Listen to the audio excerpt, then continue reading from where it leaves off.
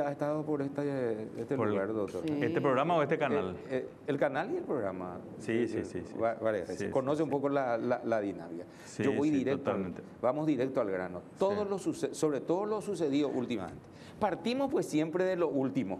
Y nos olvidamos que ya existieron episodios muy violentos anteriormente en las penitenciarías. Arranco porque los compañeros tienen también lo suyo. La violencia en las cárceles está agravada en estos últimos años por la incursión de las facciones criminales. Viene a ser un nuevo elemento al ya complicado panorama que teníamos y que pone en duda que las cárceles puedan colaborar para combatir la criminalidad, doctor. ¿Qué análisis hay de ese asunto? Bueno, yo tengo una hipótesis al respecto, pero esa hipótesis se complementa con otras miradas sobre la cárcel que van más allá de la coyuntura, ¿no? La cárcel, desde los albores de su aparición como un fenómeno propio de la modernidad, aparece con el derecho penal. Tal vez un poco antes, no voy a entrar en esa discusión histórica acerca de cuándo exactamente aparece, pero básicamente aparece con el derecho penal y aparece al mismo tiempo como con la pena carcelaria como pena única de la modernidad, ¿sí? Previamente a eso, los tormentos, los castigos físicos, la pena de muerte y las ejecuciones públicas con alto grado de crueldad eran el castigo a la infracción penal. Ahorcamiento, fusilamiento. Claro, ¿no? Guillotina. Descuartizamientos públicos que se hacían en las plazas públicas en Europa hasta el siglo XVII, XVIII inclusive. Entonces, la cárcel desde los albores de su aparición, para quienes empezaron a observar a la cárcel como un fenómeno nuevo, digamos, empieza a develar sus características. Una de ellas es la cuestión del contagio criminal. O sea, los primeros estudiosos de la cárcel, del contagio criminal. Es un ámbito donde uno va y se convierte en más delincuente de lo que ya es, y si no era, se convierte en delincuente. Las grandes bandas de delincuentes se forman en las cárceles. Eso ya fue observado, digamos que allá por el siglo XIX, por quienes empezaron a mirar eso. Otra cosa que se observa de entrada es que la promesa de la cárcel de ser una pena menos cruel que las anteriores, si bien a priori uno no puede estar en desacuerdo en que es preferible encerrar a alguien que descuartizarlo en una plaza pública. Y cuando digo descuartizarlo no estoy exagerando, ¿sí? Eso se hacía. Pero los primeros reformadores penitenciarios, Beccaria, John Howard en Inglaterra, ya vieron que las cárceles eran ámbitos infectos donde había sobrepoblación, maltrato, tortura, pésimas condiciones de vida, etcétera, etcétera. O sea, tenía esos vicios ya connaturales de entrada, ¿sí? A partir de esas primeras observaciones, la pregunta que vos hacías recién es una pregunta que ya se venía haciendo. ¿Para qué sirve la cárcel? ¿Para qué sirve? Y yo eso quiero mechar con algo que el que está escuchando y viendo esto va a decir de entrada. Bueno, nos mantiene más seguros porque aparta de la sociedad los elementos más peligrosos. Y eso es algo relativo y sobre todo a mí me gusta hablar con cifras de estas cosas. Si uno considera los números en materia de encarcelamiento en nuestro país, tomando como base el año 95, el año 2000, hoy va a ver que la población penitenciaria aumentó espectacularmente en Paraguay, espectacularmente. En términos absolutos y relativos. ¿Qué quiere decir eso? Que en el 2000 teníamos aproximadamente 3.000 presos. En ¿sí? total. En total, sistema. en todo el sistema. Hoy tenemos 14.000 y algo. Llegamos a 17.000 hace un par de años con este tema de la pandemia y una modificación legal de hace un año y medio. Bajó eso, pero se mantiene en esos límites, en esos números muy altos. 14.000. 14.170 según el parte de hace 3 días aproximadamente. Eso en términos absolutos. En términos relativos, nosotros entre el 95 y el 2000 teníamos números escandinavos, como yo le llamo. ¿Qué quiere decir eso? Que Paraguay tenía 60 presos por 100.000 habitantes, que son los números de Noruega, de Suecia, de Finlandia. Hoy tenemos más de 200 y algo y piquito de presos por 100.000 habitantes. Nos estamos acercando a los países que más encarcelan en el mundo, Brasil, Estados Unidos, porque esto va subiendo, va aumentando. Entonces, si vemos esos números, en teoría, basados en la mirada esa de que la cárcel es algo que nos asegura tranquilidad en las calles, cabe la pregunta, ¿es Paraguay un país más seguro desde el punto de vista de la criminalidad y del delito? No. No, no, absolutamente. Desde ningún aspecto, o sea, si consideramos delitos de cuello blanco, o si consideramos delitos violentos, o si consideramos el sicariato. Los violentos, yo te respondo. ¿Perdón? Hay una sociedad que busca protección de los delitos violentos, de los asaltantes, de los motochorros. Sí, sí. No, mi percepción, no tengo ninguna base científica de eso, pero es mi percepción. Vizcachero adentro, perjuiciona, te acuchilla porque está drogado. Sí. Yo no quiero tampoco negar una realidad. Tengo una mirada garantista con respecto a este tema, una mirada crítica de la cárcel desde hace mucho tiempo, que no es una cuestión personal, sino que tiene que ver con lo que se ha visto a lo largo de ya más de 2 siglos y en las últimas décadas, sobre todo por el aumento espectacular de la población penitenciaria en el mundo. Este es un fenómeno que no es nuestro nomás. Pero a pesar de eso no voy a dejar de ver otros argumentos contrarios a mi propia mirada. Es cierto que cierto tipo de delincuentes, si uno le otorga una medida sustitutiva, van a volver a delinquir. Eso es cierto, no se puede negar eso, ¿sí? A pesar de que ser un argumento contrario a mi visión, digamos, negativa sobre la cárcel. Pero desde otra perspectiva, pienso yo que hay cierta tendencia a encarcelar en nuestro sistema de justicia, que carece de racionalidad. Y me refiero sobre todo a aquel juez que alguien comete un delito leve, no violento, y nunca estuvo en la cárcel y ya lo manda a la cárcel. Ahí empieza el contagio criminal. Y no solo el contagio criminal, empieza toda la estigmatización de la cárcel, y a esa persona ya se le niega la posibilidad de insertarse en la vida social, en la vida laboral, y ya estamos creando mano de obra para el delito. Y ahora eso quiero mechar otra vez con algo que he señalado en reiteradas oportunidades, y uno no puede menos que sonreír, no de contento, pero sí irónicamente tal vez, cuando ve que ciertos hechos le dan la razón. Es un hecho al que de inicio no se le dio mucha importancia, digamos. A mí me llamó la atención, pero ahora se refrendó otra vez. Cuando lo detienen por primera vez de esta última tanda al famoso Roque Peguazú, él dice algo que quedó así entre líneas, nadie se dio cuenta, y dice: ¿por qué usaste una cédula falsa? Dice: porque estoy podrido de que cuando ando por ahí me paran en un control, la policía me extorsiona, me pide dinero, etcétera, etcétera.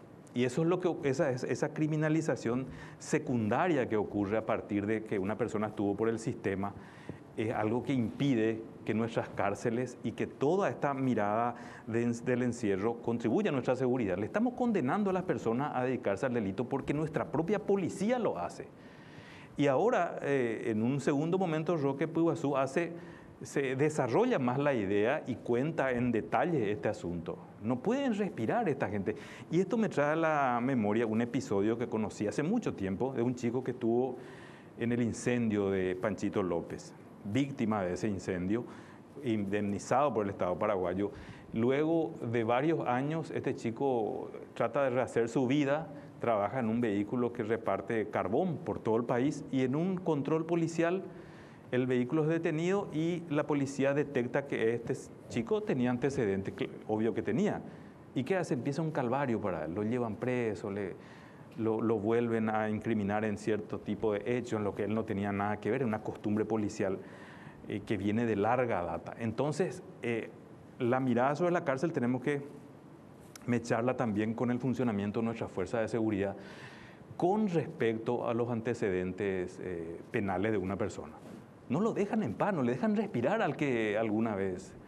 Y eso quiero a su vez mechar con los episodios casi diarios de extorsión policial, de hechos delictivos cometidos por policía, que son el pan nuestro de cada día en los últimos tiempos.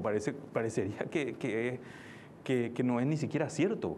Un episodio de hace 2 días, 2 personas asaltadas, denuncian a la policía el hecho, los policías van y ¿qué hacen? Les vuelven a asaltar. Sí. Uno dice, no, esto no puede ser. Entonces la cárcel es un problema que se suma a otros problemas que tenemos en materia de seguridad. Sí, Fito. Con esta descripción que estás haciendo y planteando el escenario de corrupción, tanto policial, judicial, política, ¿a quién le conviene un cambio en el sistema carcelario? ¿Quién haría un cambio para que los que entran a la cárcel salgan de alguna manera reformados, entre comillas, y se inserten nuevamente en la sociedad, cuando hoy la cárcel es un gigantesco negocio? La cárcel es un ámbito de, ¿cómo podríamos decir?, en el cual se exprime a los seres humanos.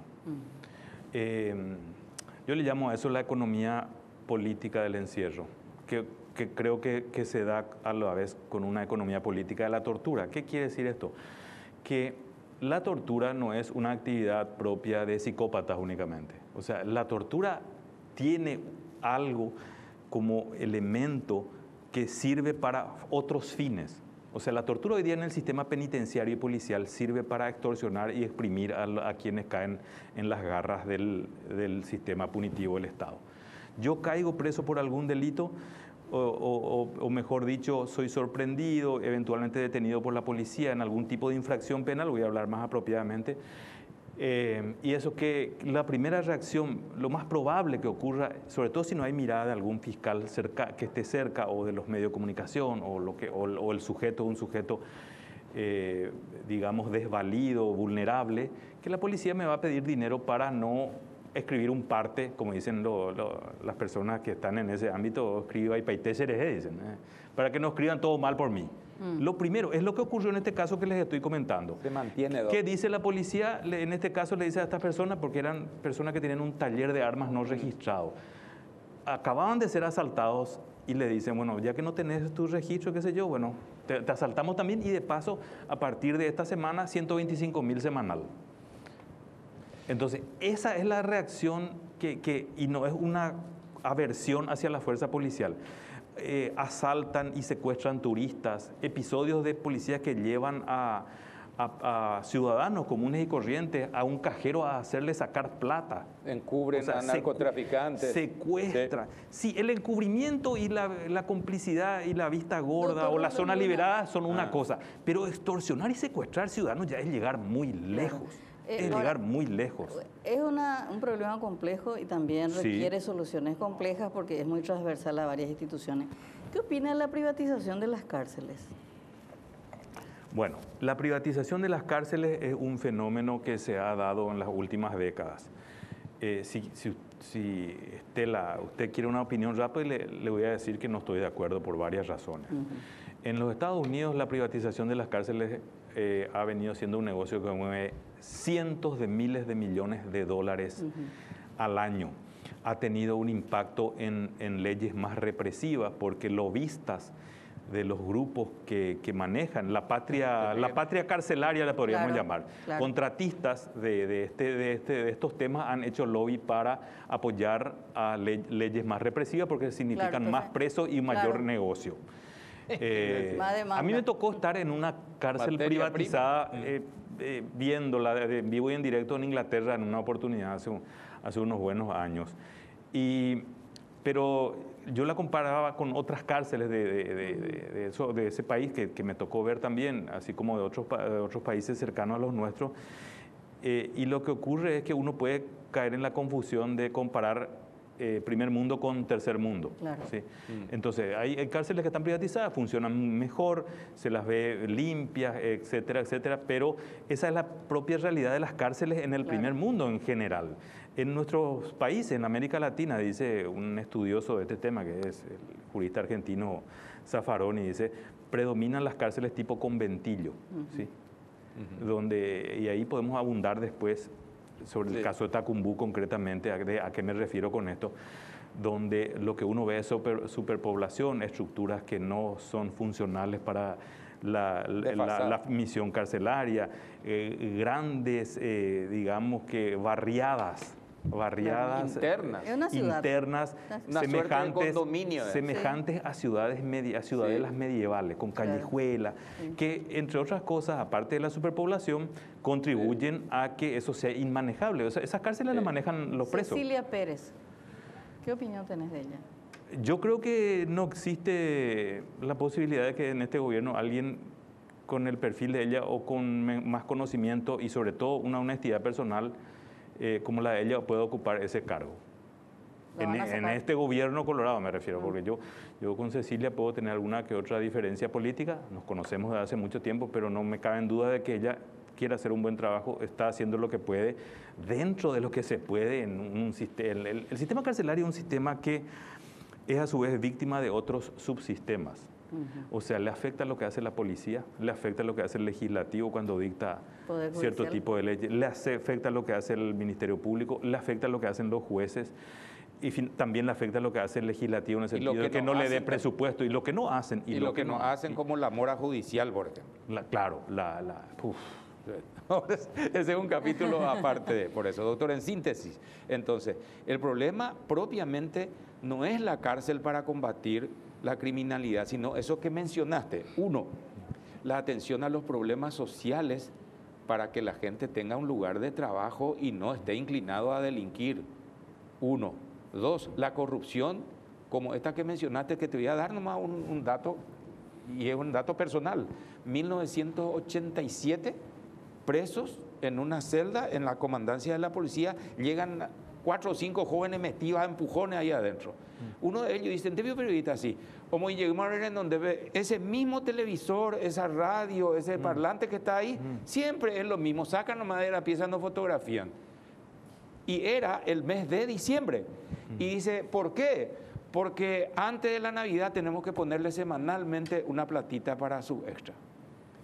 1987. Y todavía persiste ese sistema. Para el que tiene antecedentes, te digo, no pueden. Yo para poder albañil, Gina me dijo. A ver, a ver. De Reviscase ayer, no, estuve trabajando aquí, preguntarle a mi jefe, ahí está mi Por eso es que hay incluso hay una resolución de la comandancia de la policía que a su vez se concatena con normas constitucionales y legales al respecto, de que la policía no puede tener información a ser utilizada en barreras, por ejemplo, sobre los antecedentes de una persona, que son los antecedentes policiales. Porque eso se utiliza para extorsionar. Claro. Los antecedentes deberían ser antecedentes judiciales. Entonces uno tiene antecedentes cuando fue condenado.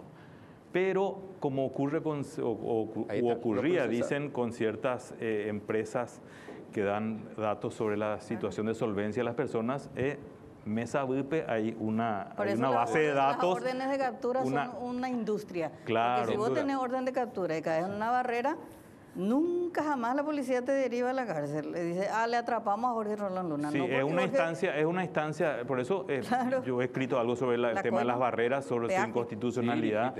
Claro. Hace poco, nadie me ha rebatido, lo cual no quiere decir que tengan razón, pero por lo menos no se encontraron todavía argumentos al respecto.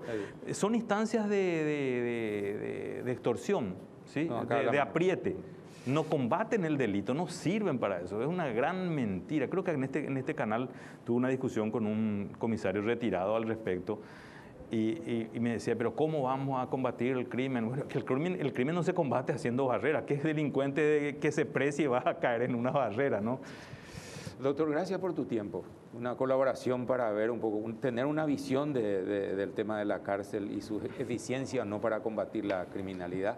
Ahora ya vemos que hay otras cosas y no solamente la cárcel. Sí, sobre todo, creo que no hubo tiempo nomás de hablar de eso, sobre todo la cárcel nuestra, que yo sostengo que es una cárcel diferente a la de las décadas pasadas, porque se ha sumado eso que mencionabas, la partición de las organizaciones criminales.